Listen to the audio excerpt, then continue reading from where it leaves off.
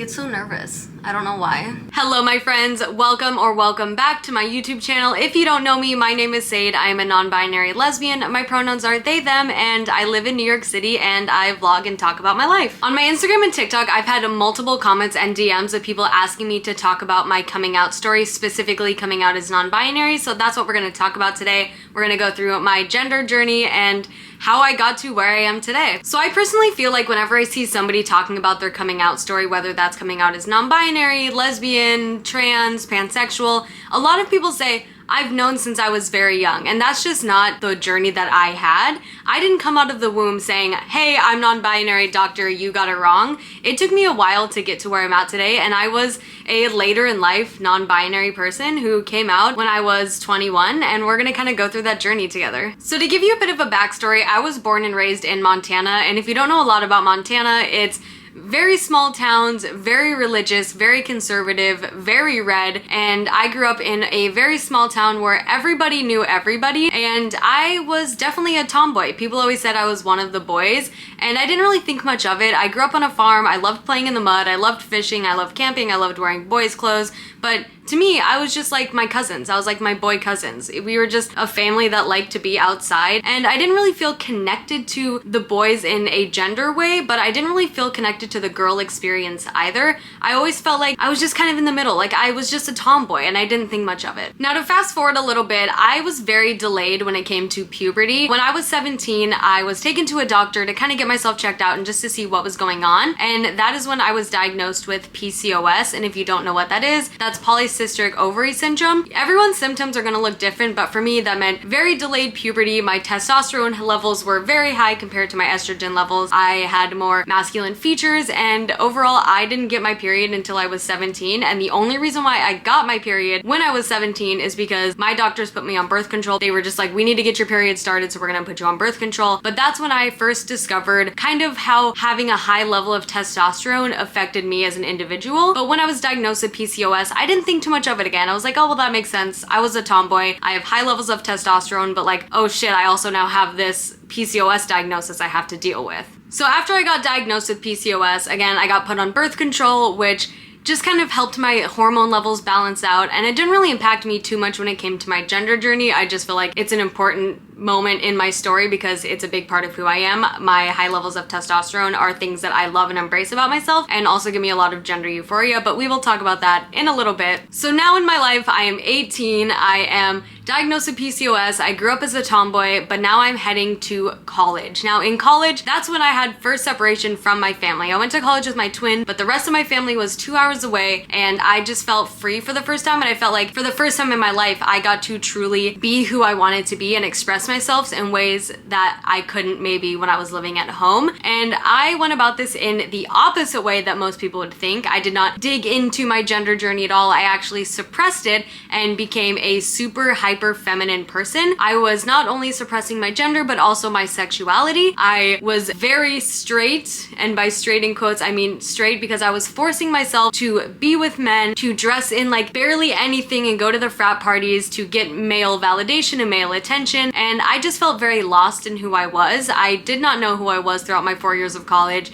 I was very confused, very hyper femme, very into men, I guess you could say, but like I wasn't actually, but to the outside eye, like I was boy crazy. Now I did all of this to try and fit in. I did not feel like a girl at all, and I did not feel like a straight girl at all. I just felt like this is what I had to do because that's what everybody else was doing. All the girls were joining sororities, going to frat parties, hooking up with boys, and it was just like part of the experience that I thought that I should indulge in. That basically describes my 4 years of college, that and also the fact that I got a 3.89 GPA and I did really well in school and I majored in theater, but we're not talking about that right now today. We are talking about my gender journey. So when I was in my senior year of college, I was about 21 at this point, I came out as a lesbian. Now this was very big for me because again, I was still going to college in Montana. It was a very small area. It was a college town, but still very small area. And coming out as a lesbian wasn't really the popular thing to do. Not a lot of people were coming out as a lesbian or bisexual or anywhere in the LGBTQ plus community. And I was in theater, so I was surrounded by a lot of gay people, but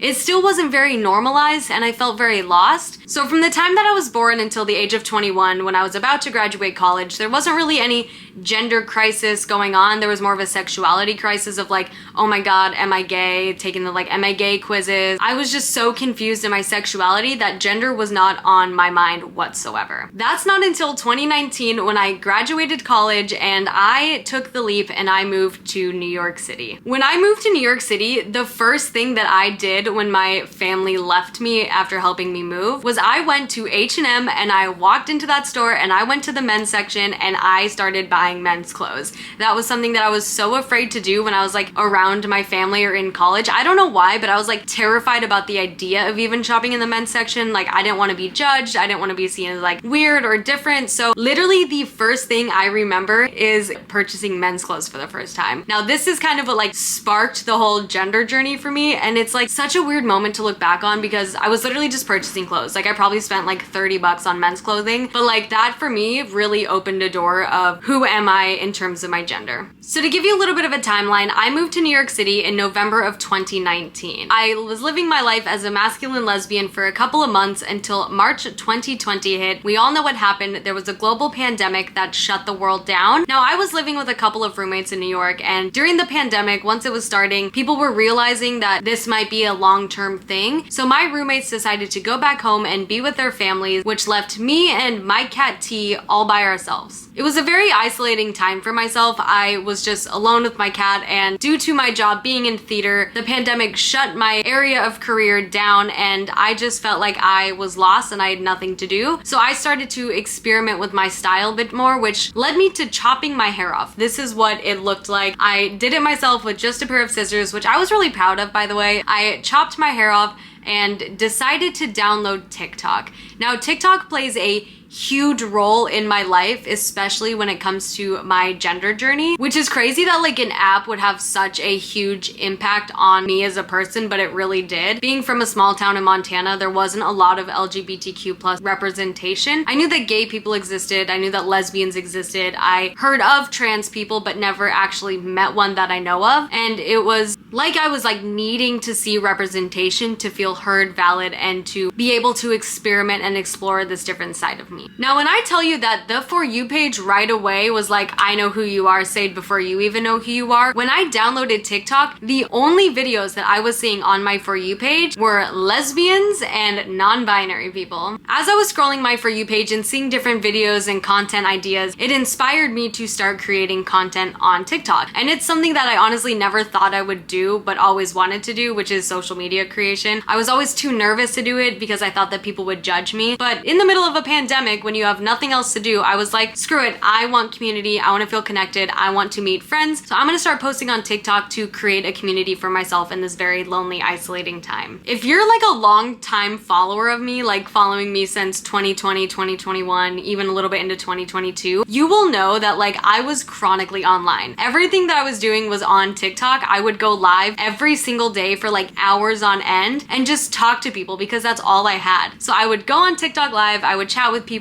and this led me into getting a little bit more of a following, which also came with a lot of comments, some good, some bad, but a lot of people were asking me, are you a boy or a girl? I can't tell. And they were misgendering me and calling me a boy and using he, him pronouns on me. Now that like sparked something in me. I was like, wait, why does this feel kind of good? Like I was confused why people calling me him and using like male words for me and also like being confused by my gender. Why did it make me so excited inside? And that led me into Googling and looking up on TikTok non-binary people because I saw that they existed when I downloaded the app, but I've never really heard of the word or label before, and I wanted to know more about it because at the same time that people were confused by my gender, people were asking me for my pronouns and they were asking me what my gender identity was. And I was like, wait a second, now I'm confused. Like you're confused, I'm confused, we're both confused here. Like I was just so excited by the fact that people couldn't figure out my gender. It was really weird, but I was like, wait, this kind of feels good, but I should also kind of figure out what that means for me. So I was doing my research on what it means to be non-binary, watching people's videos on TikTok, and also meeting people online who were non-binary and having discussions about them regarding gender. And I just felt so seen and so heard for the first time ever when it came to my gender. I was like, oh my God, that's who I am. This is my community. What does this mean for me though? What are my pronouns? What is my gender identity exactly? What does this mean for me, right? And that's kind of where my gender journey started. I was just like, okay, let's figure out what this means for me. I have literally nothing but time during this global pandemic. So we are going to look into this and we're going to figure out who I am. So as I was doing my research on non-binary people and watching people's videos and learning about their experience, I decided that I fit into this community and that this community really represented me and who I am.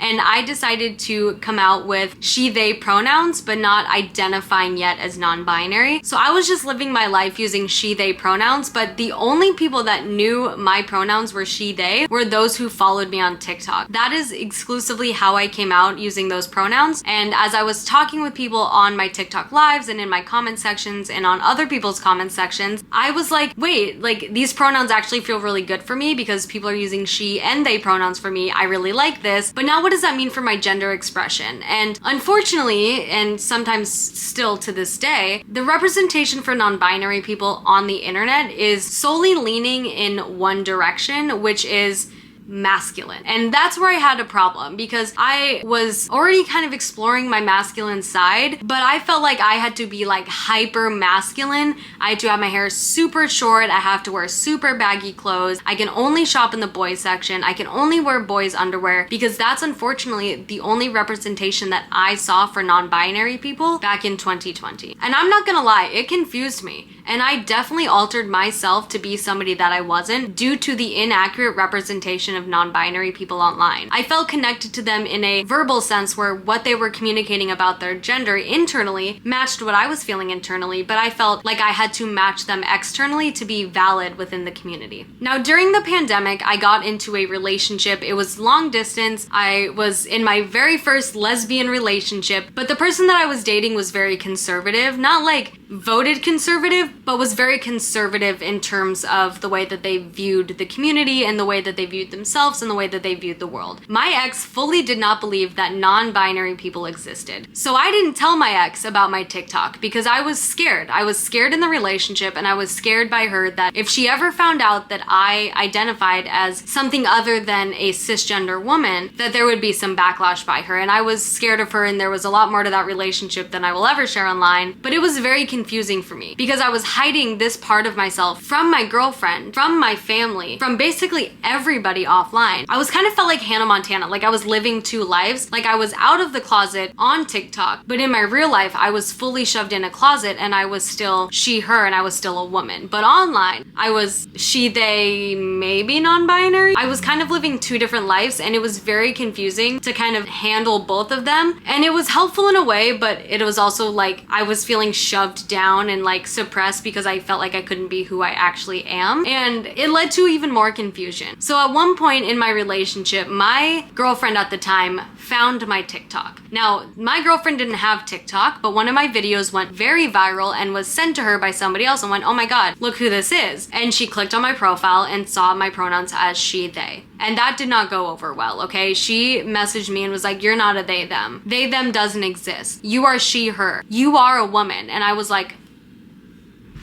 you're right, I'm a woman, I'm she, her, ha ha ha, jokes, and I changed my pronouns back to she, her. And that was very hard for me. And it was a moment where I was like, why should I have to change my pronouns back for somebody else because they don't accept me? But I felt trapped in the relationship again because there was more to that relationship than I will ever share. It was a very toxic relationship, as you can guess. But it was really hard for me because now people online were confused and were calling me solely she, her, and that just didn't feel right. And I was like, wait, but now she, her doesn't feel right for me, but I felt so validated when people were using they, them pronouns on me. What does this mean for me? And it just created this huge confusion in my head where I was like, there is so much happening right now. What does this all mean for me? I need to get out of this relationship so I can be who I am. Because clearly my pronouns aren't she, her, and clearly the person that I'm dating isn't my soulmate because she will only ever see me as a woman and I am not a woman. So in 2021, me and my girlfriend at the time broke up. And now this was like so hard for me. In one way, I felt extremely free. I felt free to change my pronouns to they, them, to start exploring my gender identity more. But at the same time, it was like my first lesbian heartbreak, which as we know is very difficult. And I was experiencing both of these emotions at the same time. So I was grieving a relationship, but I also felt extremely free. I felt free to be who I am. And that was a really cool feeling. I remember the second we broke up, I went onto TikTok and I changed my pronouns to they, them. And I felt so validated by that, and I felt so seen and heard. And I just remember continuing going on lives on TikTok, and people were asking me about it. Hey, I noticed you changed your pronouns to solely they, them. That's awesome. And they would use they, them pronouns on me. It just felt right. It felt so right. Like there was no longer this hard like knot in my chest of when people called me she, her. Every time people call me she, her, I was like, that's not who I am. That's not who I am. But now people were using they, them pronouns on me, and I felt free. I was like, thank you for respecting my pronouns. Thank you for using them on me, because that fully validated the fact that I am they, them. Like those are my pronouns. So now at this point in my life, I am single. I am identifying with they, them pronouns. But now I felt like, oh great, so I figured out my pronouns, but now I have to figure out my gender identity, my gender expression. What does this all mean for me? Am I masculine? Am I feminine? Am I androgynous? Who am I? Who is Sade, right? And it was difficult. It was a difficult journey, and it's really hard. And I give props to anybody out there who has gone through a gender crisis, because this isn't for the weak. This isn't easy. It is very difficult to have to sit with yourself and basically analyze yourself and think, who am I? It's very hard. It is very confusing. And honestly, I didn't even want to do it, but I was like, you literally have to. It is so important and crucial to you as a human being to figure out who you are. You need to sit with yourself and literally analyze yourself inside and out and figure out who you are, Sade, because you want to know who you are, but now we have to put in the work to know who you are. So the first thing that I started to play with was my gender expression. I would scroll TikTok and I would hear people talk about chest binding, and it really intrigued me. I was like, wait, growing up, I always hated my chest. I thought this was just like a weird personal experience. I just had no connection to my chest, but now I'm seeing that other people are also having a disconnect from their chest, and they're using the terms gender dysphoria for it. So that led me into researching what gender dysphoria was, and I realized that I was struggling with gender dysphoria in terms of my chest. So I purchased trans tape and a binder for the first time, and I remember the first time I put on a binder, I looked in the mirror and I cried. Like I was sobbing. It just felt right. And I just remember looking in a mirror and seeing my flat chest and going, wait, this is right for me. This is so cool. This is good. This is me. But I was still shy about it. Am I supposed to be doing this? What does this mean again towards my gender journey and my gender identity? I'm scared. I'm all new to this, and I'm doing it solely by myself because again, we're in the middle of a pandemic, and the only people that I had to talk to were people online. I didn't have anybody in real life to talk about these things. So a lot of it was just me struggling with myself. And then I tried trans tape, which made me even more confused because I would look in the mirror and I would just see my skin toned color tape on top of my chest, and that felt right for me too. And I was like, oh my god, does this mean I'm trans? Like, what does this mean for me? I'm confused again, because looking in the mirror with a flat chest felt so freeing for me. I was dealing with so much gender dysphoria, and if any of you guys have gone through or still struggle with gender dysphoria, that shit's hard. That will like eat you from the inside out. Like you have to be really tough to sit with yourself in your gender dysphoria and try to figure out ways to help yourself. And I struggled with it a lot. I struggled with my chest, I struggled with my facial features, I struggled with my hair, with my style. And if I'm being honest, when I was going through this gender dysphoria, it made me want to stop my gender discovery. It made me just want to pretend to be a woman because that felt almost easier for me to suppress all of these emotions than to let me feel them, because it was causing distress and it was like all I could think about. It was consuming my mind 24/7. So after playing around with binding and figuring out that I clearly had chest dysphoria, I decided to also play with the clothes that I was wearing and the haircuts that I had and dive deeper into my gender expression, because if there's one thing that I want to do is express my gender in a way that felt comfortable to me, but I didn't know what that comfortable to me was. So I just again leaned into what I saw on social media, which was to be very, very, very hyper masculine, because all I was seeing on social media were AFAB non-binary people being super hyper masculine. Now, for those that you don't know, AFAB means assigned female at birth. So all I was seeing was people who were assigned female at birth, identifying as non-binary, and wearing super, super, super masculine clothes, chest binding, chopping their hair off, and getting top surgery. Like, that's all that I saw. So that's what I thought I had to be. The internet was literally telling me that the only way in quotes, the only way to be non-binary was with AFAB and hypermasculine clothes. And I was like, well, I want to be valid in the non-binary community, so I guess this is what I have to do, which was like so toxic and is still so toxic. And we should get into that a different day of like the representation on social media and how poor it is and how the algorithm pushes out a specific type of creator, which doesn't represent the entire community. But I feel like that's a topic for a different day. But I struggled with it and I felt this hyper feminine side of me still deep in there. So I thought that gender fluid was the best option for me. I felt like that was the perfect label for me because I liked dressing masculine and I liked dressing feminine. I must be gender fluid, which is like so not what gender fluidity is. But back in 2021, 2022, that's the only representation of gender fluidity that I saw. So I identified as gender fluid because I thought that gender fluid meant sometimes you dress as a boy and sometimes you dress as a girl. Your gender is fluid. I was using gender fluid as a label to describe something that I'm not because of the poor representation. So there came a point where I was like, I think that TikTok's inaccurately showing me what it's like to be non-binary and gender fluid and trans. So I need to remove myself from doing research solely on TikTok and I need to talk to people. I need to talk to people who identify as non-binary. I need to talk to people who identify as gender fluid. So I found different connections where I could talk to these people and talk about their experience. And I was taught that gender expression and gender are two very different things.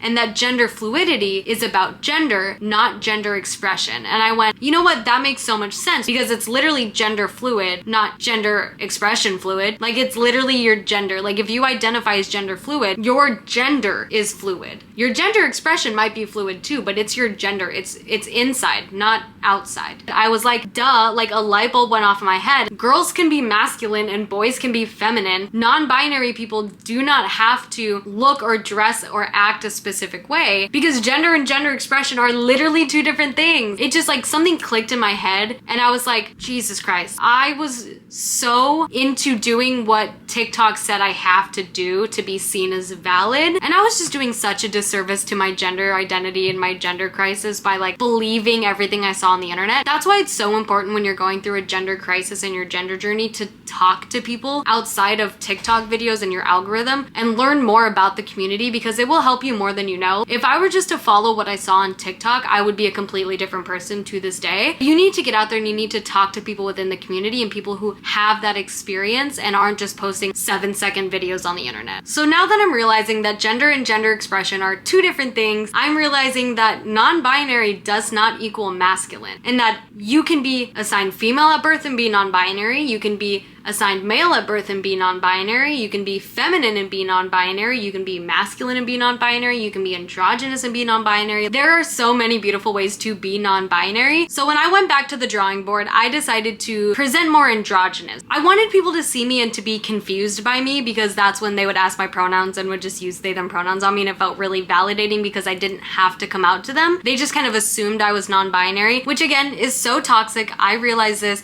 that there's no correct way to look non-binary, but at that time in my life, it was helping me and I just kind of shoved myself into this androgynous box of you have to confuse people so then you don't have to come out to people. It is so bad of me to even like say that I did that, but it's my truth. I did it and I will admit to that. It was helpful for me at the time, but it is not helpful to the community and I understand that. So the biggest way that I played with my gender expression, first and foremost, was through my hair. Like I went through a hair crisis, y'all. My hair grows fast and I have the ability to cut my own hair. So I went through a hair journey to help express my gender. I've had this haircut, I've had these haircuts, and eventually I decided that this haircut was the best option for me to express my gender in a better way, having this haircut opposed to any of the other ones that I've had. But as I was going through this gender expression crisis, I was posting a lot of OOTDs on TikTok and I was talking more openly about my gender, and people kept asking me, are you trans? So I questioned that. I questioned it a lot of like, am I trans? Should I transition? What does it mean? So when I was doing my research about what it was to be transgender, what it meant to be transgender, I discovered that there is a transgender umbrella. There is a beautiful, diverse community that all is within the transgender community. And if you hold holding up an umbrella, the umbrella would say transgender. And underneath the umbrella are a bunch of different labels that you can use to describe your experience and your journey with being transgender. And in the other hand, you have the cisgender umbrella. So the way that I describe this to like specifically like older generations and people who are confused by the terms transgender and cisgender, if you are cisgender, that means that when you were born, the doctor said, it's a girl. And guess what? You're still a girl and you still identify with being a girl. The doctor said you were a girl and the doctor was right. You're a girl. It can also go, the doctor said, it's a boy. And guess what? You're still a boy. You identify as a boy. The doctor said you were a boy. You're cisgender. You identify with what the doctor said that you were at birth. And then there's the beautifully diverse trans community where the doctor said, it's a girl. And then you grow up and you go, I'm not a girl. Or the doctor goes, it's a boy. And then you realize, I'm not a boy. There's that whole beautiful community there as well. And that's what it means to be transgender. There's also intersex, which is its own beautiful community. I myself need to do more research on that, but there is transgender, cisgender, and then you can also be intersex. And I'm sure there's a lot more to it, but I am still very uneducated and I'm still learning as I grow in my gender journey and in my community. I'm still learning as we all are. I am not an educated professional on this. I can only talk from my personal experience. So when I discovered that non-binary fell under the transgender umbrella because the doctor said, she's a girl, and then I grew up and I'm like, they're not a girl, they're actually me, and I'm non-binary and I'm not a girl. You were wrong, haha. I realized that I do identify under the trans umbrella. Now, some non-binary people choose to identify as transgender, and there are non-binary people who don't identify with transgender. For me, the word transgender just helps me describe my experience more. And some people, it may feel like it doesn't describe their experience, and that is completely personal preference. So now at this point that I realized that the label transgender felt right for me and that I am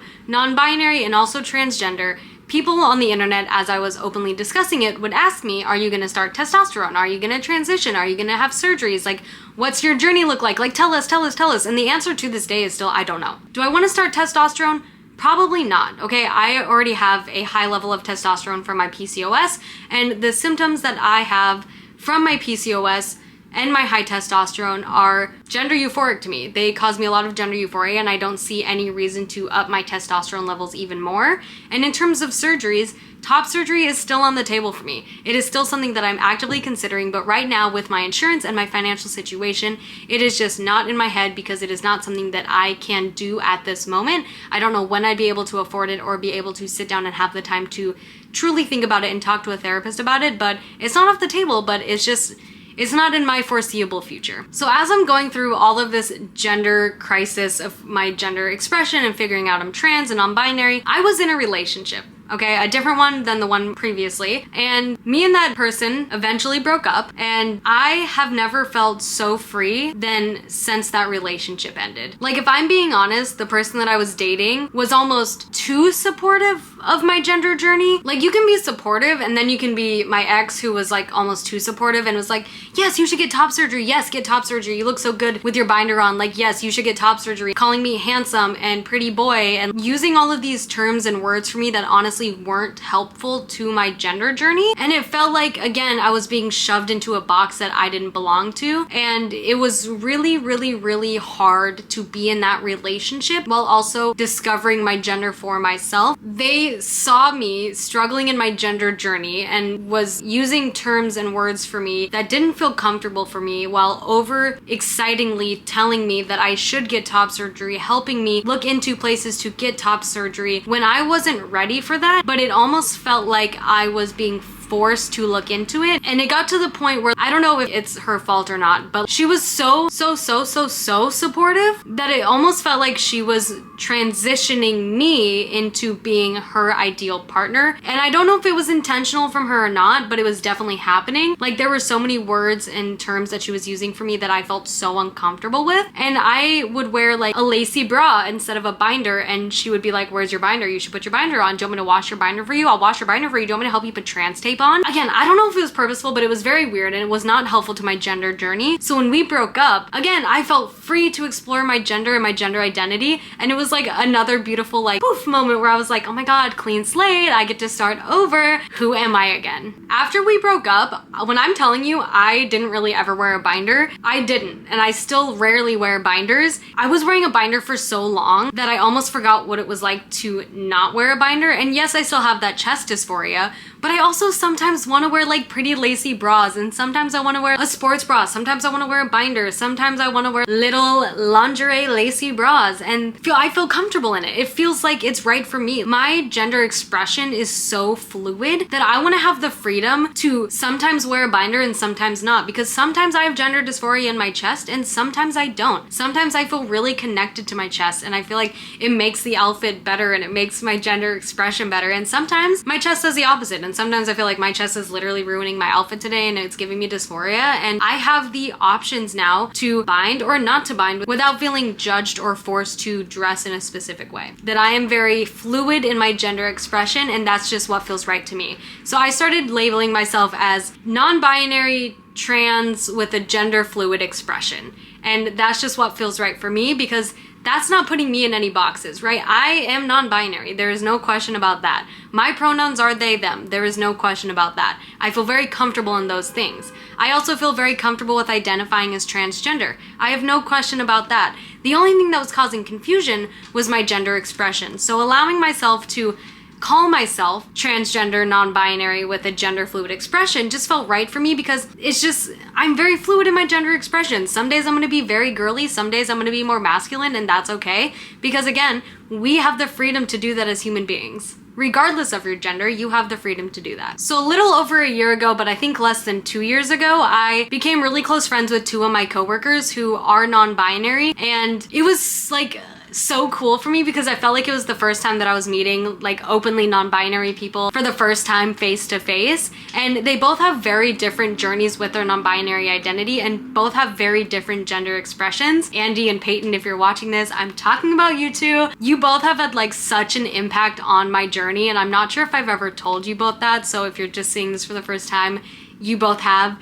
Andy, you and your just openness to accept people and to have discussions about being non-binary and to be so accepting of the diverse non-binary community is so amazing and beautiful to me. And Peyton, you showed me that it is okay to be more feminine and also be valid in your non-binary identity, and I'm so grateful for the both of you. So if you both are watching this, thank you so much.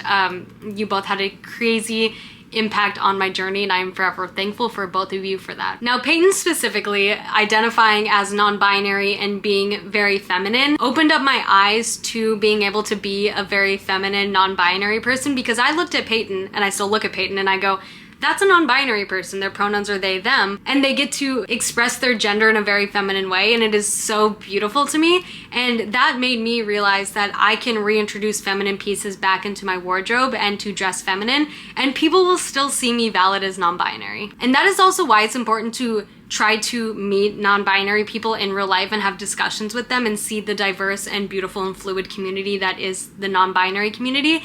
Because if I were to go online and say, it's valid to be feminine and non-binary and people will still view me as non-binary, people might have words for that. They might be like, no, I'm still gonna call you a girl, you're gonna be perceived as she, her. And guess what? I might, but by meeting somebody face to face who identifies as non-binary but is feminine, I still see this person as non-binary. They're just more feminine in their gender expression. And that's just, again, why it's so important to get offline, meet people in real life. It is so crucial. So now I'm at the kind of like end of this portion of my gender journey, and it's just like, I feel so comfortable with who I am now. I am more feminine. I'm wearing skirts and I bought a pair of heels and I'm wearing makeup and I'm growing out my hair, and I'm still valid in my non-binary identity and my they, them pronouns. Will I go out in public and be misgendered? Yes.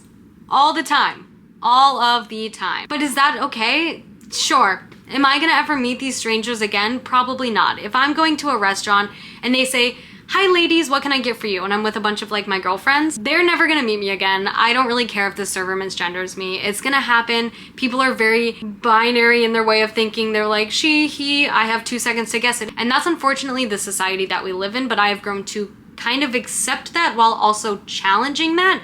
But I will only challenge it if I know you. If I know you and we're on a like name-to-name basis and I see you all the time, I work with you, I live with you, I'm friends with you, then I expect for you to have a better understanding of my gender and to respect my pronouns. But I'm not using my gender expression in a way anymore that when I go out in public, I'm expecting people to know my pronouns are they, them, because I don't expect them to. And I'm at this point now where I'm so comfortable internally with my gender identity and my pronouns that I don't care if I'm misgendered. If I know you and you do it on purpose, like screw you, you suck. Like, come on, bro. Like, you know better than that. If I know you and you slip up, that's okay. I mistake it too. Like sometimes I use she, her pronouns on me, and I've been in my own body and identifying as non-binary since 2021 now, and it is 2024. So we are all humans, we all make mistakes, but I feel so comfortable now that I can go out being feminine and be misgendered without it like destroying my whole life or like invalidating my gender. Does that make sense? That's just my own personal journey. Some people might feel opposite to that. They might feel like they need to go out and immediately introduce themselves with their pronouns. And you are really brave for doing that. If you go out and you meet people and you go, hi, my name is Sade, my pronouns are they, them. Good for you. Good for you. You deserve the world. I cannot do that. I have too much social anxiety. I'm not quite there yet, but hopefully one day I will be. I feel like I need to get more comfortable talking about my pronouns and my identity offline. I'm super comfy doing it online. I will talk to this camera all day about my gender identity. Like that is literally my social media niche. But the pronouns thing in real life, I'm still getting used to, but that is my next journey of life in my gender journey. All right, we have reached the end of the video, my friends. I hope that a lot of that made sense to you, hopefully all of it. I hope that you understand me more. Maybe you understand something about yourself more. Maybe you were able to learn something. But yeah, that is the craziness of my gender journey since the time I was born. And I don't know, I guess we'll see where it goes because I don't put any pressure on myself and labels are fluid and I might change. And in 2 years from now, I might be something completely different and that's okay. But that is my journey. That is my experience. I hope that you enjoyed it. I hope that you have a wonderful day or night whenever you're watching this. If you want to see more content like this, feel free to hit subscribe, click the like button, comment down below. I love you so much and I will see you next time. I hoped any of that made sense.